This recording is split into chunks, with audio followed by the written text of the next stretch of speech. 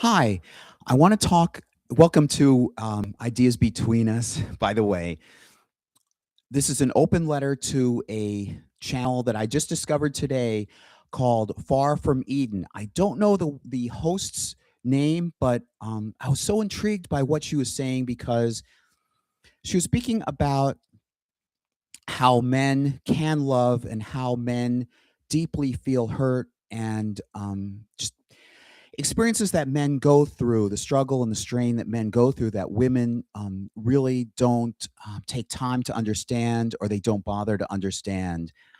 And I resonated with it so much that I'd like to talk about that. I'll try not to look at myself because that's really distracting. This is an open letter. I want to talk about my early experiences growing up. It's best for me to do it chronologically. But before that, I wanted to talk a little bit about a friend that I know um, who has a daughter who he's been going through some difficulty. Um, and from his point of view, I talk with him. I haven't talked with her as much, but he's talked about having struggled and through the court system and so forth, and struggle with the wife, the mother, and that resonated, and that seems to fit in this what I'm going to talk about. So it's not just me; it's I've come across some guys that are like that. Sorry, I feel like literally kind of choked up, or at least I feel such a well up of like lack of oxygen.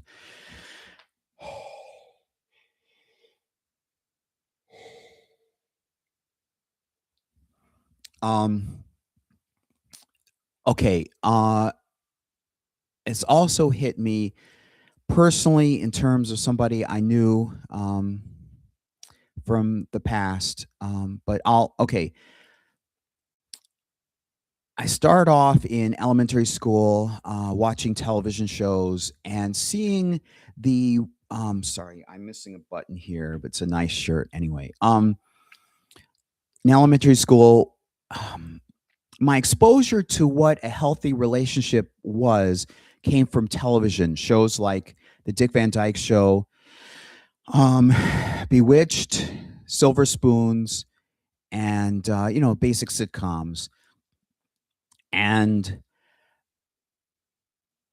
let me see, there was strife. I mean, they did portray conflict between the sexes and so forth, but um, I I got an impression that you'd have a nice household, you'd have a nice wife, um, who's open-minded, and you can dialogue with the wife, and a child, and a car, and a nice livable job. And Dick Van Dyke, well, the character played by Dick Van Dyke in the show, worked as a television writer for a show that was something like Saturday Night Live.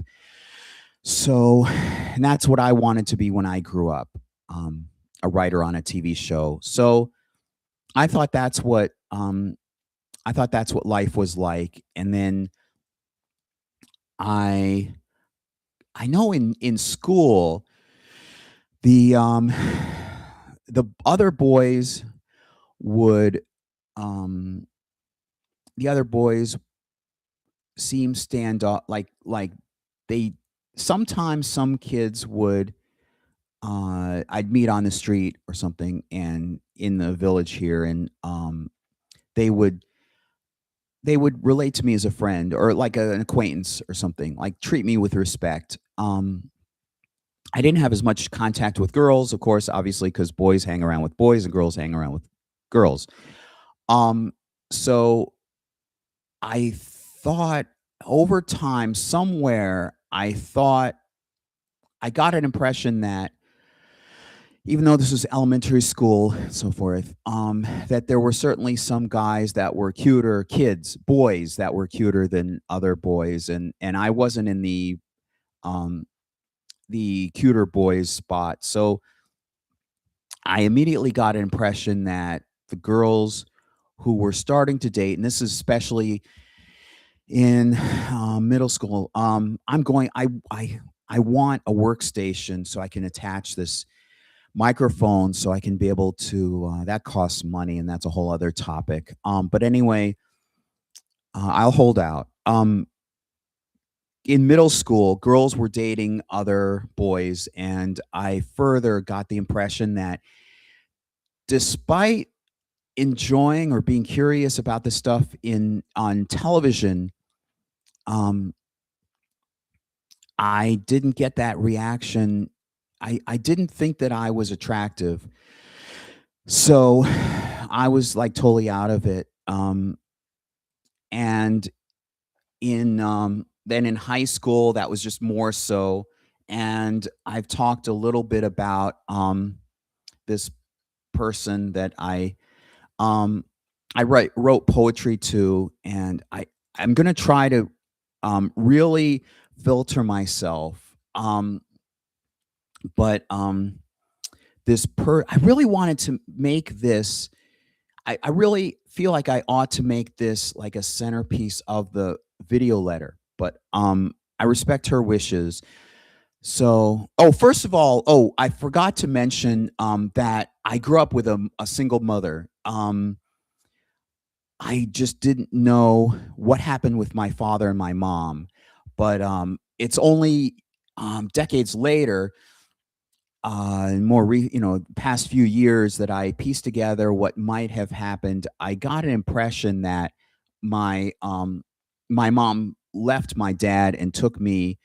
Um, I was born in Massachusetts, and I, I know from her point of view, what she said was that my dad tended to do things um, my dad tended to do things that were that didn't take her into account or anybody else into account.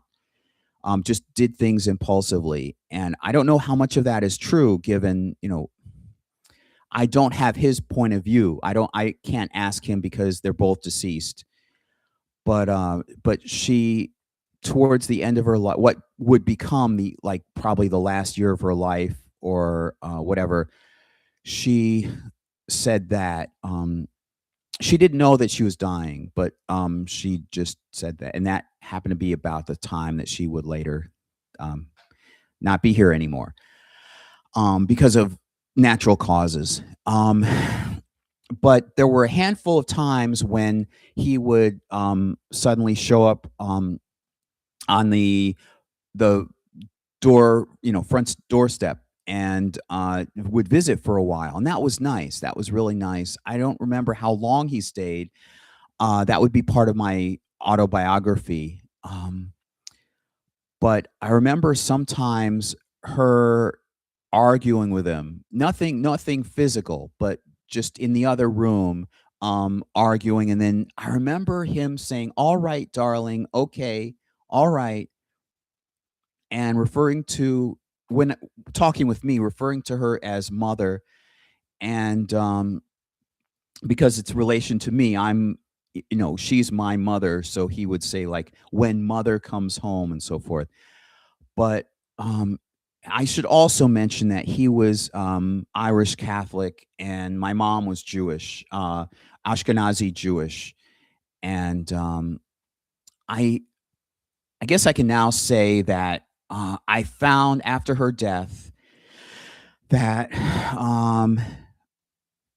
I learned from a cousin that she knew the our parents when they were dating, and that my mom was coerced or coaxed, urged by her brother to join a Mensa group because her brother was in a Mensa group. She said, "Okay, excuse me, fine." So she joined this Mensa group and then met my dad and described him as a good catch. Good catch. Um,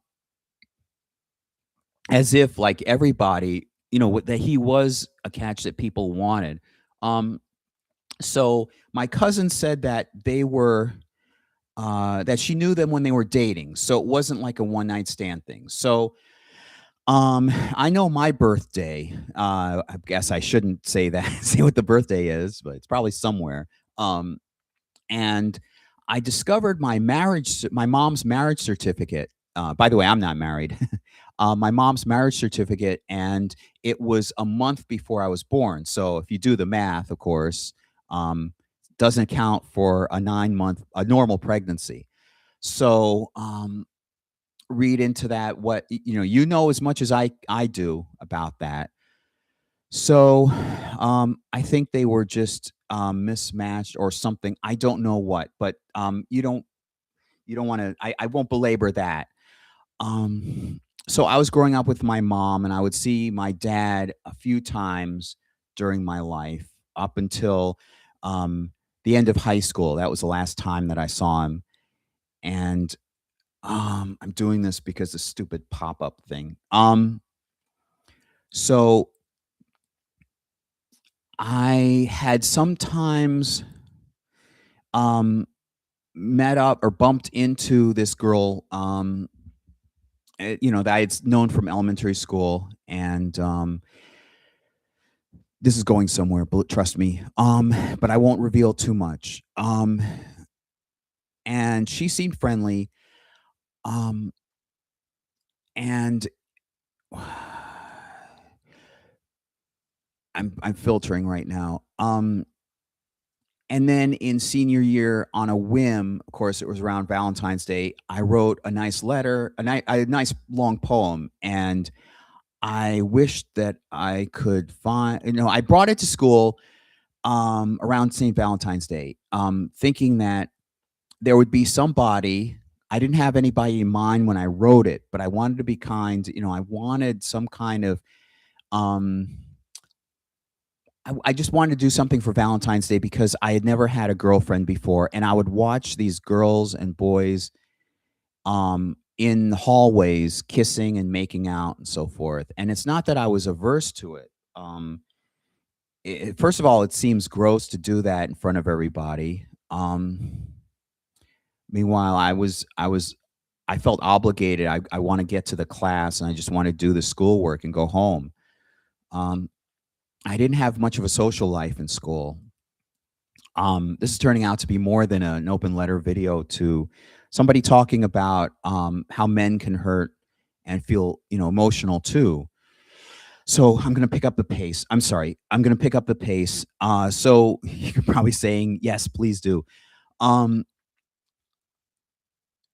um, she seemed to like it. She seemed to appreciate the um, the poem that I gave her. But I waited a month. I want to talk about this part. I waited a month for some kind of response, and I didn't get one. I talked with a friend who said that she had been with this girl, and the girl was talking about the poem and what a nice poem. Basically, I'm going to summarize it. Basically, I felt, well, that's great. That's wonderful. I felt really sad, not just as a guy, but as a writer, because I wanted feedback. I was so eager. And plus, I was 17 at the time.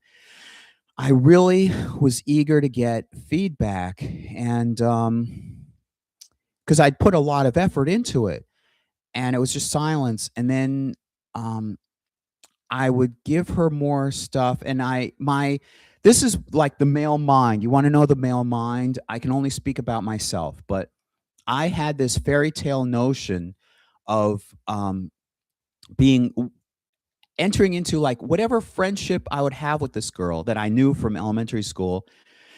Um, some some kind of friendship, whatever it is, either like the same kind of friendship I had with John, or with this other kid I knew, best friend, I could chat with, and or something more. And it was kind of mixed at the time. It was like um, breaking the ice in terms of demonstrating to everybody at the school, or this person at least, that I wasn't some nerd, geek, weirdo, unsociable, awkward guy that nobody talks with. I have fascinating dreams and aspirations, and I know a lot, and I'm fascinating to talk with, and I can be a very good, excellent friend, and I wanna learn, and I wanna grow, and I wanna develop new friendships with people, and, it's kind of what I wrote a song, or I started writing some drafts of a song, and I've written different drafts, around the notion of breaking the ice, um, and it was kind of confusing. It was really confusing. I would call sometimes, or, write a note saying, I'd like to talk. Can you, tell me whether you want a friendship? Can you tell me, can we chat sometime, maybe out of class, out of school time? Um, and I never got an answer. It was just silence. And the way a guy, at least I was thinking as a guy, um, I was thinking, well, she probably means well, and maybe she would be open enough to explain it. And, you know, I, barring some kind of weird circumstance going on in her life, um, I expected her to respond and say, "Hey, we can talk Saturday, or maybe after school, or during lunch, or something." And I never got a response. But I sometimes, she would smile, or she would chat a little bit before the class began. Um, and I so About another month after that or so, I called her up on the phone, and we talked, and she was kind of oblivious that, well, I don't wanna say oblivious. I broached the topic that, I'd like to talk with her and be friends with her, and maybe romantic if she's open to that. If not, then at least be friends, and closer friend, actual friends, and talking friends, and not just acquaintances. And then I'll filter out. I won't reveal what she said, but she said basically, she was ambivalent. She expressed ambivalence, because she didn't, because of her past experience with, I guess, with guys, she was just ambivalent. Um, so okay, fine. And I won't go into details about what happened after that, but I was really hurt to the point that, um, I was crying through graduation, and I thought about, unaliving myself. This is the only time that I really had a plan for it. And I, I picked a passive. I won't describe what it was, but it was a passive thing. I mean, it was a passive way. It was a passive method, and I don't want to give anybody any ideas about how to do it. Um, but it was something I sort of didn't want to do, but I couldn't really stand the pain. So I started doing it, and I told my mom about it, and we I didn't go through with it. Um, but I really felt like a zombie. I felt like nobody cared, and I felt okay. I felt, like a zombie, and my life was basically over. And then and then I began college that August, and it was, I wouldn't be able to see any of these kids anymore, despite, aside from being annoying, and they wouldn't understand me and so forth for all those years. Still, they were familiar faces, and the whole structure of my life had changed, because I was now going to college, and, starting this summer, August, for whatever reason, I guess I needed, maybe my grades weren't high enough or something. It was something like, not remedial, but like preparation class. I'd have to delve into it, but maybe it also had something to do with, crying through. I was crying through my, final exams, and I still don't know whether that had an effect on my grades, my final grades and so forth, whether that affected. I remember my mom telling me that, that, I would not have had to go through the earlier grades, the earlier the few months before before the other, or the month or whatever um before the normal classes began. So I felt like no girl would be interested in me. I had thought that way anyway, that I'm not attractive enough for any other girl to be interested in me. But you know that experience I had with that girl, that I couldn't talk to anymore. She said, don't." She didn't think that we should talk, stay in contact with each other, and that really hurt me. But I went on, and I, didn't think that any girl would be interested in me, attracted to me, and, I hadn't thought that that I was attractive, and, I go through life lonely. But I did try to push against that by trying to find a girlfriend. At least that sparked, this thing later in life. I don't know whether it's just as well that I didn't try and find a girlfriend in high school. I'm Jewish, and there's not really a Jewish population around me, so I would go online. I would go on the internet was just really becoming a thing. This was like around 94, 95. Really, the internet was becoming a thing. So the World Wide Web at the time, known at the time. So I couldn't find anybody Jewish nearby, and that made me sad and lonely, sad and lonely. It's like a song, sad and lonely, sad and lonely. Um, but I kept pursuing it. I would write these. That's another thing. I would add a picture, and I would write some interesting things about myself. I would actually write a profile, and when I would search for women, um, on, well, technically, I don't know, age 21 or whatever, I'll just call them women. When I would search for women for matches online, I wouldn't just look at the picture, and I hope this is true for most men. Um, I wouldn't just look at the picture and, "Hey, babe," and so forth. I was not that kind of person. I would find something interesting, and you know what? I would come to think of it, I would write, things I was interested in, things, I wouldn't even mention what I wanted in a woman. I would just mention things I was interested in, and, I got an impression as though, well, first of all, no woman was looking at my profile. And when I would message somebody and say, things about myself, and things about her that I actually found interesting, and maybe we could be a match, not necessarily only the photo, um, I I would get silence. It was like cacti floating by, or tumbleweed or whatever floating by. Well, not even tumbleweed, just nothing, absolute nothing. And in more recent times, I've seen this. There was a study. It's what got me interested.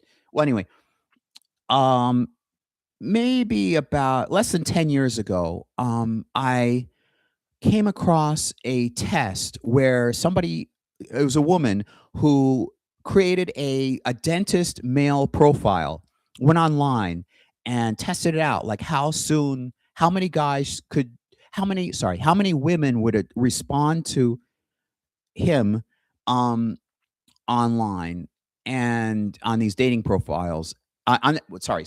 On a dating profile.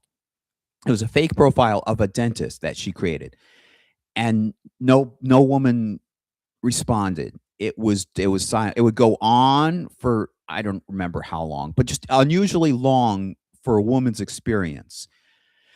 And there was a, book, I can't remember who it was, the author, or even the name of the book, but you can look it up, I'm sure. It was on an episode of 2020. Um, it was a woman who had been, told, in women's groups, about how men can't feel, or they don't feel, or they're macho, or something or other, and they're competitive, and the patriarchy and so forth. And then um, for whatever reason, she decided to dress as a man and infiltrate these groups. And what she found was startling to her, that guys have great respect for each other and great loyalty for each other. You can read the book and search on YouTube. You're obviously using YouTube, so go search after you watch this video, please. Um, and so she wrote a book about it, and there was one instance where in 2020 segment where um, she, as a guy, and she didn't have any sex change or whatever. She was just like cut her hair short and just tried to assume an appearance of a guy. Um, she like started flirting or talking, just generally talking with a woman, and the woman hardly paid her any attention and just brushed her off. And then this is what I love. Just afterwards, she goes over and explains to the woman, I this is sort of like, "This is a test, I'm really a woman, and I'm," and the woman was so, embarrassed and so, apologetic. But this is what men go through a lot. I know from personal experience, like as I was telling you, this dating thing online where guys just don't get any response whatsoever, and they want love. I'll tell you from my experience. I think this is universal amongst men, but um, I would send out several messages to women that seemed like there was an actual match, or an actual something in common. And I would message. I wouldn't say, "Hey, babe," or whatever. I would just be normal, and I would just message the woman and get absolutely no response back. And um, it's a lot more difficult. Guys put up with this. Girls or women, from my impression, just get lots and lots of responses. Now, the quality of the responses or the quality of guys responding, of course, that could be different. That's probably where they do get the experience of, "Hey, babe," and "What's your number?" and so forth. But I didn't do that, and I still didn't get any response. Um, but I have experiences where I just, not just with dating, but just in general, guys put up with a lot, and they just have to grin and bear it. Like, as I was telling you before about about my friend who had to go through court proceedings in order to get some kind of time with his daughter. It's like, um, it's like men have no rights. Men don't deserve. Men are seen as having no. Um, Men are seen as not deserving any rights, to their children. And fortunately, I'm not in that situation. I don't have any kids. I'm 50. I'm going to be 51 this November. There, I kind of gave away my birthday, but so yeah, my parents got married in October, the same year. Um, so let me see. I I just went through it's been about 30 years of searching, and I let me filter this.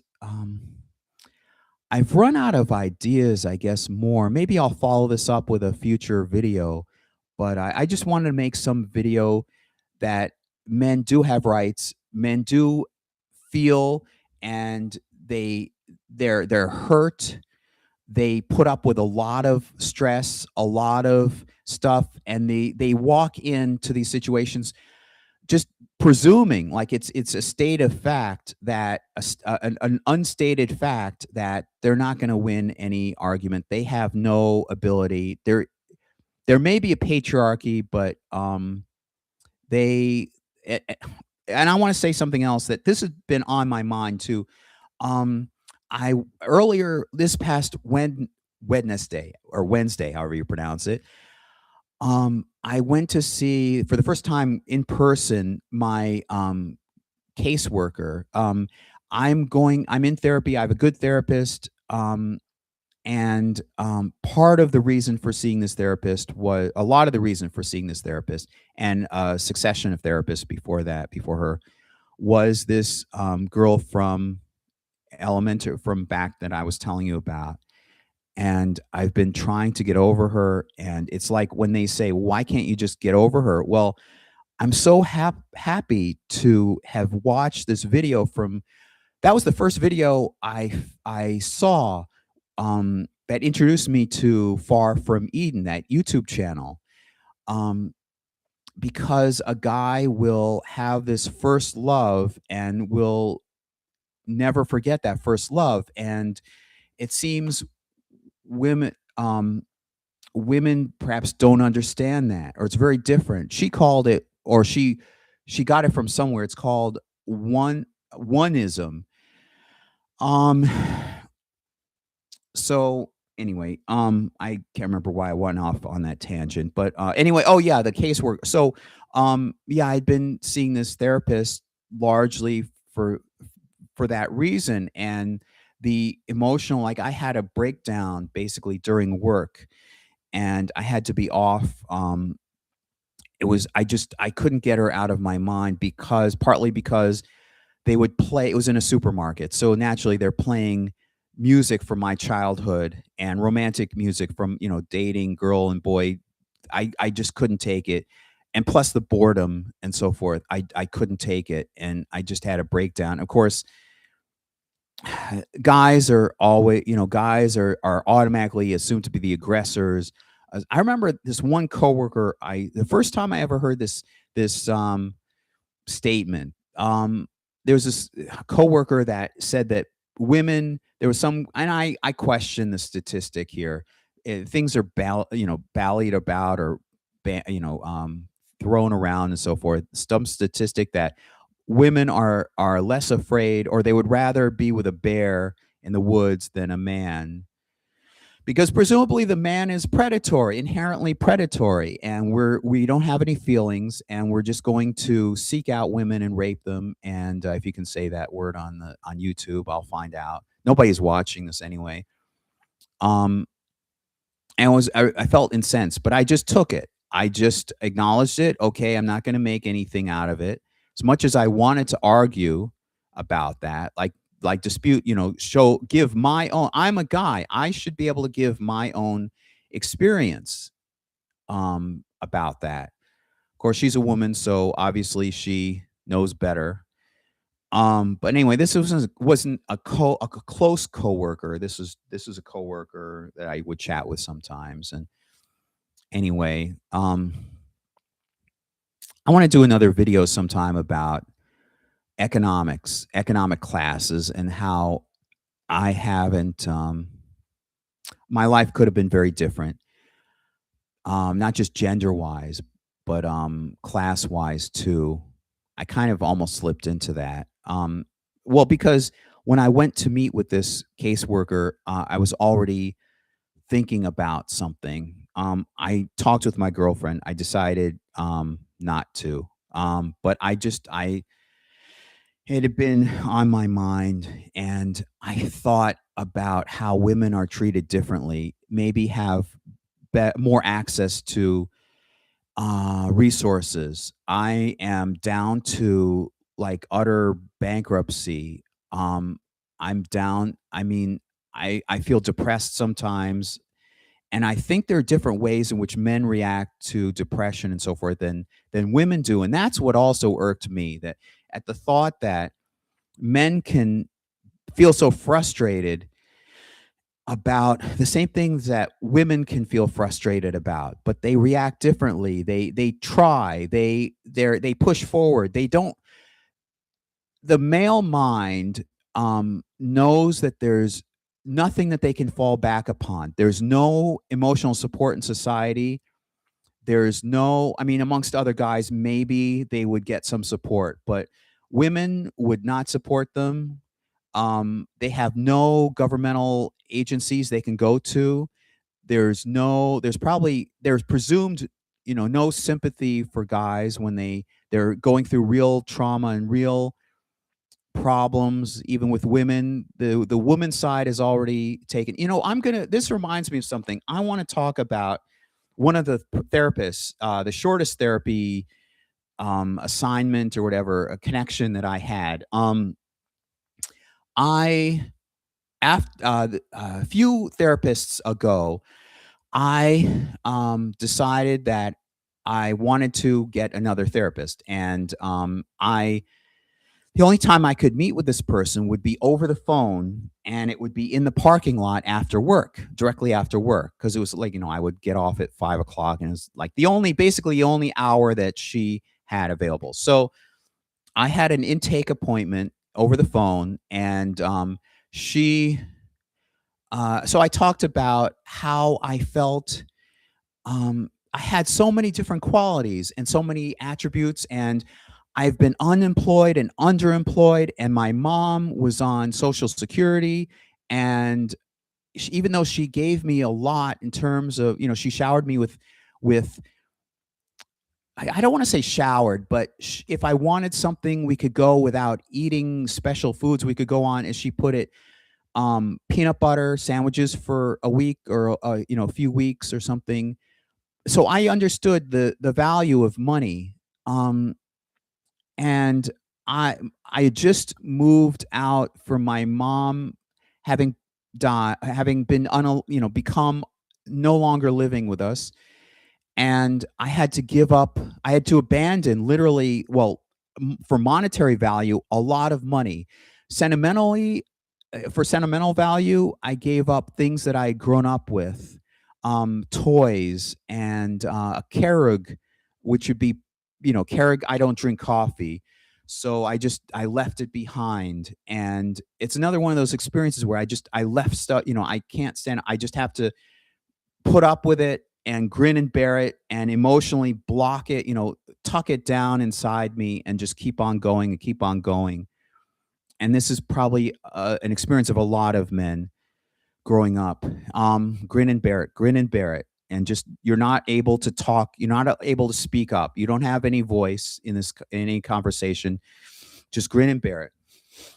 So I perhaps talked about that, but I talked about having these great talents. Like, I want to write a screenplay for Madonna. I want to meet her. I've built up this great writing ability, writing skill, and I know a lot about television. And I've been told that I'm very smart, like by other classmates, and so over the course years after my graduation, of course, why weren't they telling me that when I was going through high school? Like, maybe I could have focused more on my grades. Would maybe been an inducement to focus on my grades, but I have these different talents, and I've been underemployed and unemployed and aching so much. Like, one of my role models had been Madonna, and she just went from Michigan or wherever she was to was it Detroit, something, cars and so forth. Anyway, Detroit, I think, to New York City, and made a name, became what she wanted to be, presumably. Wanted to be an actress and singer and so forth. Anyway, ultimately she did become what she wanted to be. So um I felt like my life wouldn't. I felt trapped. So by in so many ways, and then there was that intake session, and then the second session, and then during the second session, she told me to look up personality disorders. Okay. And then the next session, she suggested I have narcissistic personality disorder. What? Well, where is this coming from? And the only thing I could think of, maybe she said that, but maybe not. But the only explanation I could come up with was um, thinking about, like, I've been underemployed and unemployed for so long, and yet I have these great talents. Other people, each one of us has great talents. But I also thought, coming home, that because I'm a guy, if I were a woman, oh my gosh, oh, how I'm sorry for you. Oh, I can't believe you've gone through that. Oh my gosh, it must have been horrible. But no, I'm a guy, so therefore I'm a rapist, predator, not caring, narcissistic, egotistical, so forth. So, um, so after that session, the next session, I talked with her again on the phone. Of course, our sessions were on the phone, and I said, "I dispute that." And then she said, "Oh, well, narcissistic personality disorder, it's not entirely how, it's not it's generalized. It could apply to many different attributes or something." Right? I think that was just garbage. I think she was backing away. In fact, I was working at coincidentally the same state mental facility that I now am awaiting, hopefully, to hear back to see if I had gotten the job. I may not. My girlfriend says, "Don't put that out into the universe. You're going to get the job. You're going to get the job." Um, okay, I'll leave it at that. Um, so I Yeah, so there were prescribers and there are therapists at that facility, and I had started to befriend this, prescriber, and he said his first reaction was, "What is she, like, 2 weeks of experience? Like, what? No way, no, you're not that. You're not." And I would imagine because he's an expert, he has to be an expert. So, I think she wrote me off. I'm a guy, and she infuses all these different stereotypes about men. Um, I think that's happened a lot in my life. Same thing with class differences too, economic class differences. I think I'll go out on a limb. I'm going to be brave, and I'm going to say a lot of what we think of as racial differences, racial clashes are really economic clashes because there are um, black men and black women, black people who do achieve, success. They're famous actors. They're famous. Look at it. We are pretty much more of a mixed group. Asian famous Asian celebrities, black celebrities, white celebrities, Eskimo celebrities. I don't know, but I think it's more mixed. I do acknowledge that there is. I'm not black, so I can't speak from personal experience, but um, it seems that economics, economic classes play more of a role in this. I think it's like there was Jefferson's. Was it Jeff? No, it wasn't Jefferson. No, it was a All in the Family episode where Archie Bunker and his wife were attending um, a um, a reception before a wedding, I think, for the Jeffersons. And George Jefferson tells him, "Look, if you're black and if you've got enough green, black." He was talking about this bartender who said, "Yes, sir." He was obsequious, and he said, "I'll get that drink right away," and so forth. And it's so beautifully put. George Jefferson says, "If you've got enough green," I'm paraphrasing, but if you've got enough green, black becomes his favorite color. And I think that's very true in life. There's pressure. I think there's also a crab mentality amongst black community to keep them down or don't act like too much like whitey. Um, of course, nobody's watching this YouTube video, so I don't care. I'm still being polite about it, but um, there's this pressure not to seem too white. Um, I don't believe that that's the vision that Dr. Martin Luther King Jr. had, and all those people who marched, both Jews and whites and blacks marched in civil rights, for civil rights in the 1960s. That's one thing that made the civil rights active activities for women and for minorities so great in the 1960s. We could have a system of equality. I don't mean equality, but like more like equal opportunities, equal opportunities, basically, equal ability to, like, equal roadways, equal pathways to be able to accomplish great things and fulfill your dreams. Now it seems like there's a lot of segregation, but I hope that minorities, um, I was going to say especially blacks, but I hope minorities um, look towards wanting to be part of society and wanting to right the wrongs in society, the ills of society. But anyway, all right. So the economic classes.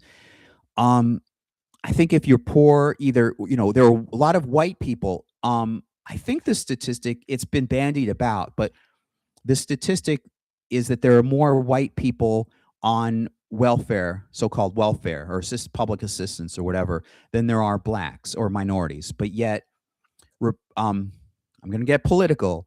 Republicans play on this, especially in the 1980s, but they play on this welfare queen thing, and there's this preconception that I'm talking about preconceptions already. This preconception that blacks are just taking, or now it's minorities just in general, or immigrants or illegal, immigrants, whether they're illegal or legal.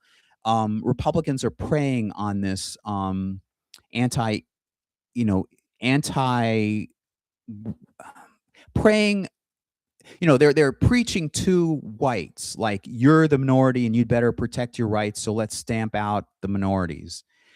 It's not the first time they've done this. They're being coy about it. Well, actually they're not being so coy about it, but anyway, I'm really going off on a tangent. But it all deals with preconception. I do want to mention that that woman that I was talking about earlier, who was on 2020, she went into therapy herself. I mean, she had a nervous breakdown herself. She finally committed suicide. She maybe there are other experiences. I'd have to read the book further myself, but she just couldn't take it in a man's world, living in a man's world.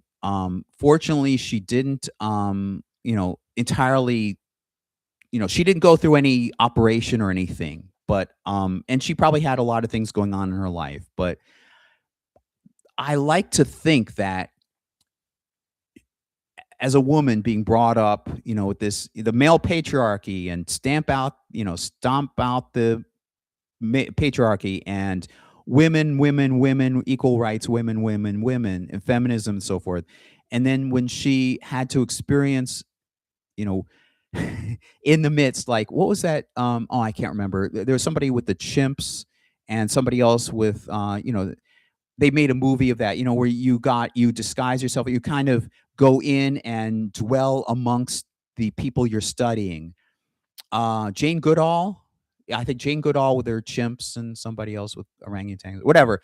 Um, when she finally dwelt amongst the men in male groups, some of them even knew that she was a woman before she came out to them and so forth.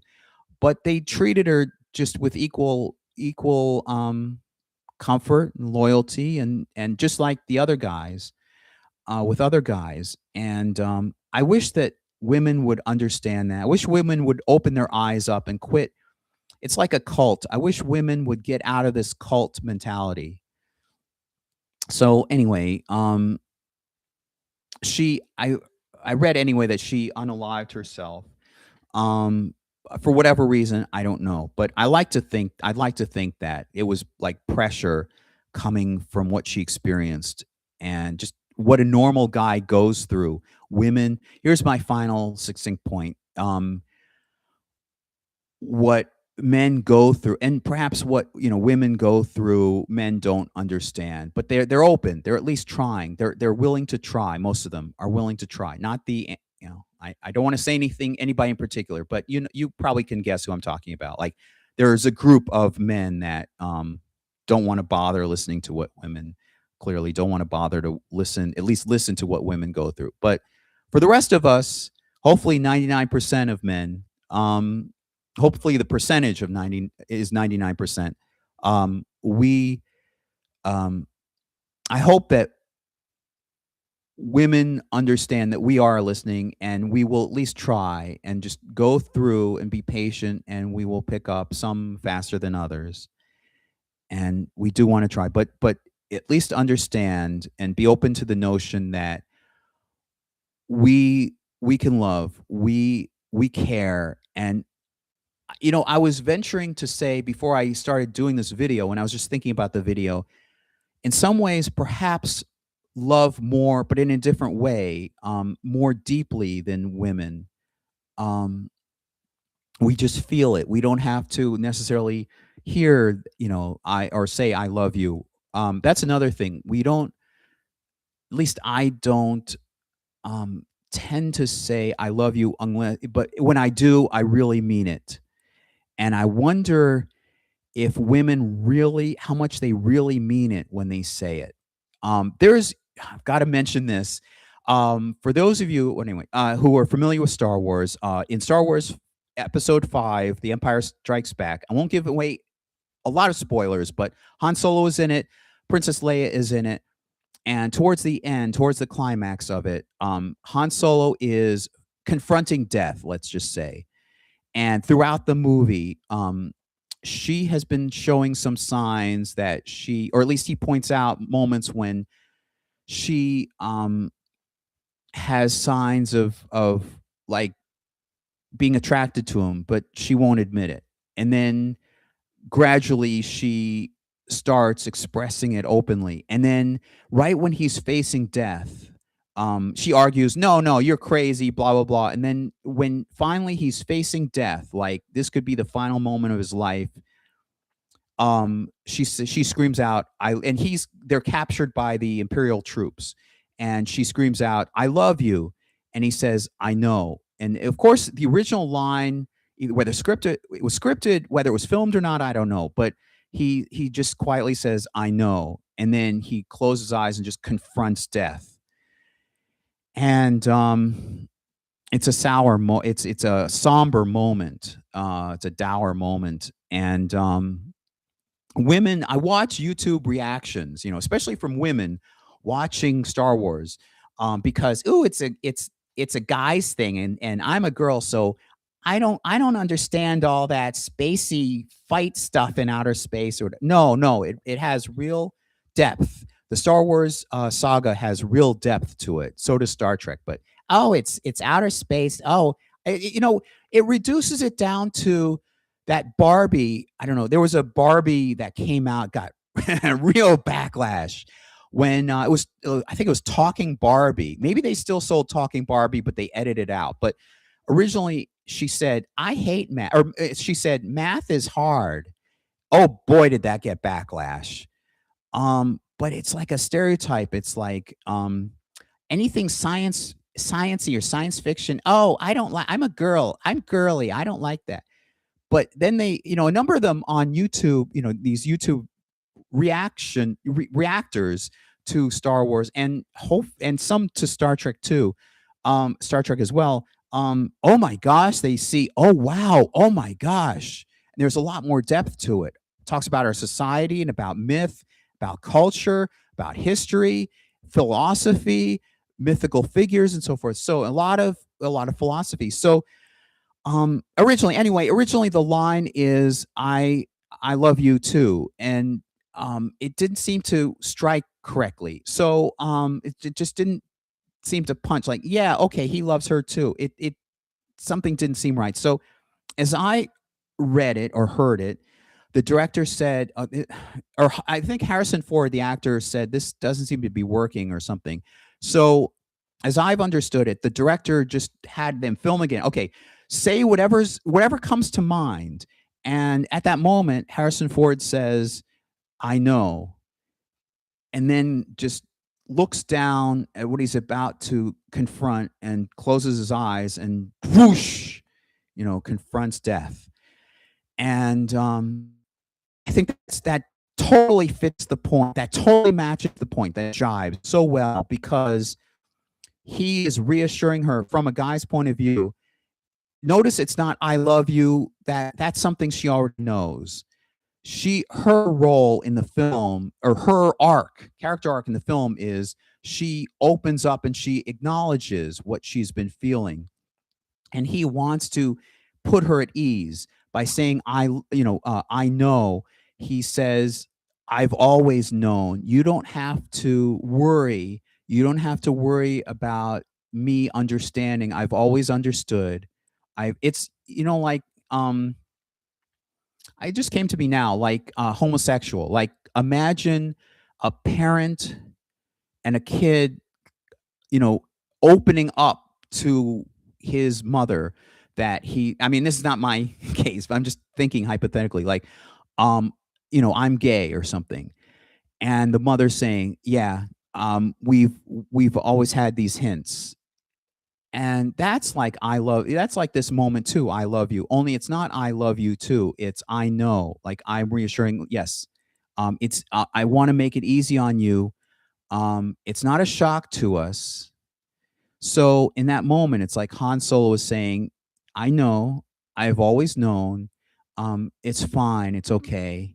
And of course, I'm starting to tear up now, or be verklempt, if you've seen SNL, Saturday Night Live, but anyway, I wanted to get that in there too. So, anyway, that's my open letter. It's almost an hour, and I hope you've learned something. I'm going to, put in a hashtag, putting this, trying to get this to, Far From Eden, that YouTube channel, and I'll talk with you next time. I do have in mind doing an update, like a further, not an update, but a part 2 of that video about the Torah. It's fascinating, so I'll do that perhaps tomorrow. Okay, thanks. Bye.